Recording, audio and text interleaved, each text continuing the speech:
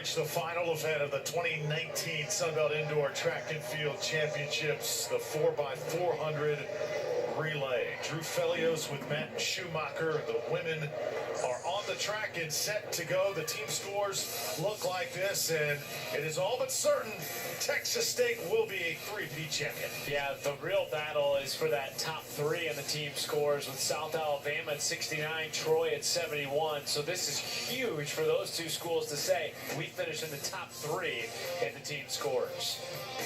At Texas State, they get the three-peat, but when you look at what they've done over the past 5 years, really no surprise. They were champions back in 2015, then runners-up 2016, 2014. Safe to say, this is pretty much a dynasty right now.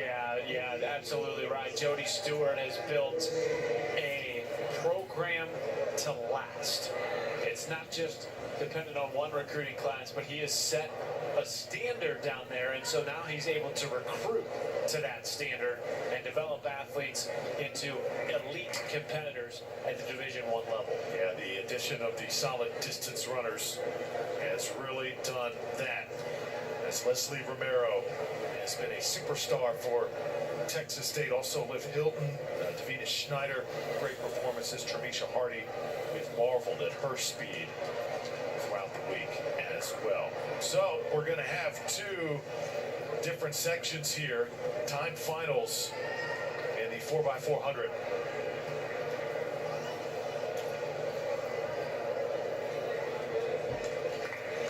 So Kaylee Matthews right there for Louisiana Lafayette.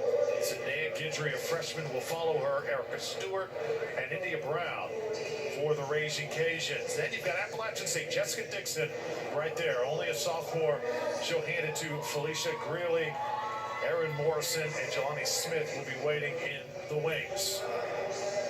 Then Louisiana Monroe, represented by Brittany Roberson, the freshman. Jasmine Williams, Sydney Curry, also in the race for ULM. Georgia Southern as well. That's Brianna Thornton, the senior. Lundy Montgomery will be waiting with Desiree Blunt and Megan Lynch, a freshman. Arkansas Little Rock in lane 2 as Valencia Green, the sophomore, waits. Jessica Gray, the senior, will be up second. Shanique Watson, the senior, third, and Aaliyah Lacey will be last. And for South Alabama, that's Sierra Hedrick, the sophomore. She'll start it off. Olivia Swan second, Alicia Griffin third, and Shaylee, the freshman, running the final leg.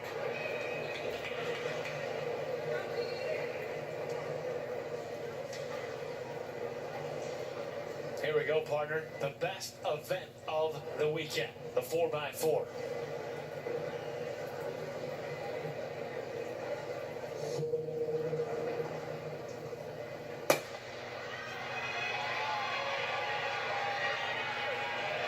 Best seed time belonging to Louisiana Monroe.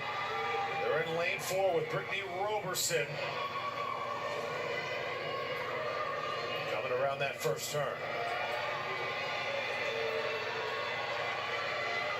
Should be a good race between UL Monroe and Appalachian State. In terms of seed times, they come in within a second of one another, and that is not a lot of time when you consider 4 different people will touch the baton throughout the course of this race. But Matthews is off to a really nice lead for the Raging Cajuns. The field starting to come back as Appalachian State makes a move. Matthews will hand off the baton first. So it'll be Sydney Guidry taking it for the Raging Cajuns. Appalachian State with Felicia Greeley in second place right now at the moment. That lead not going to last though. ULM moving up. Jasmine Williams, the freshman, showing some kick. And Greeley, how about her stepping down to the 4? We've seen her in the distance races earlier in the day. Now she's running a full-on sprint.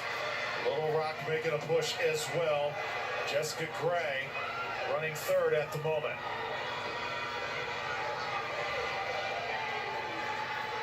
South Alabama is running last.